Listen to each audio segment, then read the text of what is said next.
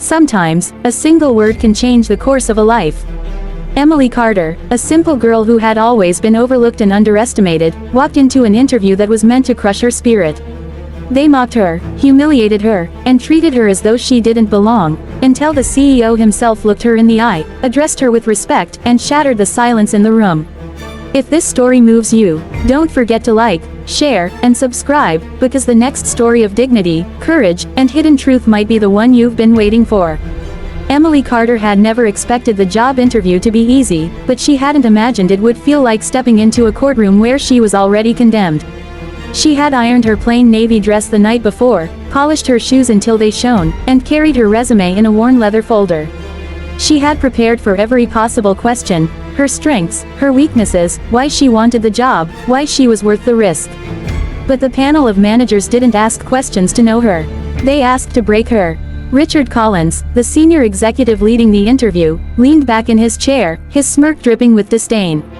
"So, Miss Carter," he drawled, flipping through her resume. "Community college, no advanced degree, no previous corporate experience. Tell me, why exactly should we take you seriously?" The others chuckled softly, eyes cold. Emily's throat tightened, but she forced herself to answer steadily. "Because I'm willing to work harder than anyone else you've ever hired." Richard sneered. "Hard work doesn't buy intelligence. Or pedigree. Or connections. Tell me, can you even spell half the terms on this report?" Laughter rippled around the room. Emily felt her face burn, but she lifted her chin. "Yes, and I can explain them better than anyone here." The room fell quiet for a second, before Richard laughed louder. "Feisty little thing, aren't you?" That was when the door opened. Jonathan Reed, the CEO, entered the room. The air shifted instantly, conversation stilled, chairs straightened. Jonathan Reed was tall, with sharp eyes and an aura that commanded attention without a word. He carried power like a tailored suit, and when he spoke, every syllable seemed deliberate. "What's happening here?" His voice was low, controlled. Richard hurried to stand. "Just vetting the candidate, sir. Nothing unusual." Jonathan's gaze moved to Emily. She braced herself for another dismissal. Instead, he tilted his head slightly and said, "Miss Carter, please, continue." Her heart skipped. "Miss Carter, not, girl, not, this one." He had addressed her formally, respectfully. The contrast was so stark, the room seemed to freeze. For the rest of the interview, Jonathan listened intently. He asked precise questions, not to mock, but to test her reasoning. And when Richard tried once more to belittle her, Jonathan cut him off with a single phrase that silenced the room. "From now on, you will address Miss Carter with the respect due to her position." Emily walked out shaken, her world tilted. For the first time, someone in power had seen her, not as a burden, not as a failure, but as someone worthy of respect. The following week, Jonathan offered her a trial position. 1 week to prove herself. Richard Collins was furious. He dumped 3 analysts' worth of work on Emily's desk, smirking as he warned, "If you survive this, Carter, I'll be impressed." Emily nearly crumbled under the weight of reports, audits, and spreadsheets. But every late night at her kitchen table, with her mother asleep in the next room, reminded her why she couldn't fail. This job meant medicine, stability, and hope. By Thursday night, she was exhausted, but she had something more valuable than rest. A draft presentation on the company's overlooked financial inconsistencies. Friday morning came. The boardroom was filled with executives in sharp suits, their pens ready to dismiss her. Richard smirked, expecting her to falter. Instead, Emily presented with clarity. She broke down errors no one had noticed, patterns hidden in plain sight. When Richard tried to humiliate her mid-presentation, she steadied herself and answered, "With all due respect, Mr. Collins, numbers don't lie. And whether I've been here a week or a year, the discrepancies remain the same." A heavy silence followed. Then Jonathan Reed spoke. "She's right." The room shifted. The CEO himself had sided with her.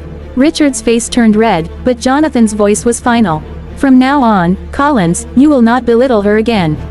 It was more than defense, it was a declaration. Emily Carter had earned dignity in front of the most powerful people in the company. But victories are never simple. Whispers followed her in the halls. Some called her lucky, others called her dangerous. And Richard wasn't done. One afternoon, Emily stumbled across a file on the communal printer, Project Halcyon, Internal Audit, 2019. Before she could read it, Richard appeared, snatching it from her hands. "Curiosity gets people burned," he hissed. You think Reed is your savior? He threw the last one to the wolves. Clara Hayes. Ring a bell. Emily froze. Who's Clara Hayes? Richard smirked. Ask your hero. That night, Emily searched the archives. Clara Hayes, brilliant junior analyst, praised for her insight. And then, suddenly, gone. No explanation, no trace. Jonathan's words echoed back. I don't make the same mistake twice. Was Clara the mistake? Was Emily just her replacement? Her unease grew when she found a note slipped into her bag the next morning. Don't trust Jonathan Reed. Conflicted, Emily entered Jonathan's private office when summoned. His space was vast, precise, intimidating. You surprised me, he said, studying her. Collins underestimated you. I didn't. Why me? She asked quietly. Why did you defend me? Jonathan turned toward the window, the city gleaming behind him. Because the most dangerous weapon in any room is the one everyone underestimates. Her chest tightened. I don't understand. You will, he said. In time. For now, remember, respect isn't a prize you win once. It's something you defend every day. Don't disappoint me. Emily left with more questions than answers. Richard's warning. Clara's disappearance. The note in her bag. Jonathan Reed had lifted her from invisibility, but had he also pulled her into something darker?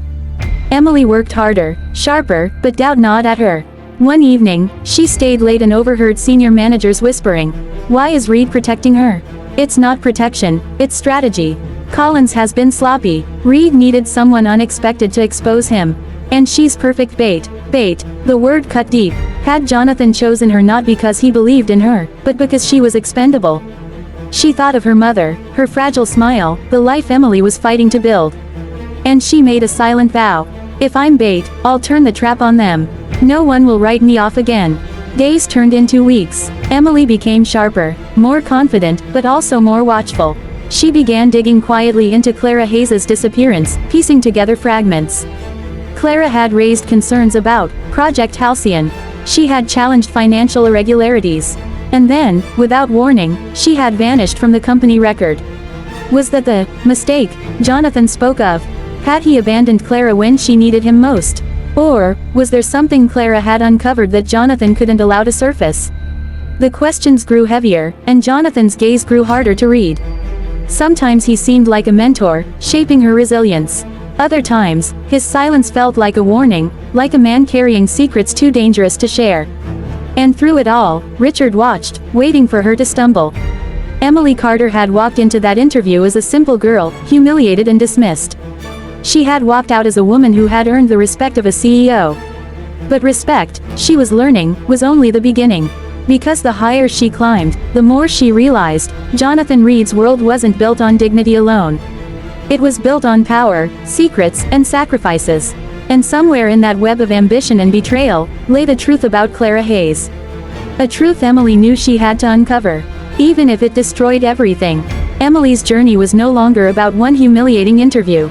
It was about surviving in a world where respect could be a weapon, and trust could be fatal. What she uncovered next would test not just her courage, but her very survival. If this story gripped you, don't forget to like, share, and subscribe, because sometimes the stories we choose to follow reveal more than we ever expected, perhaps even the one you're waiting to hear next.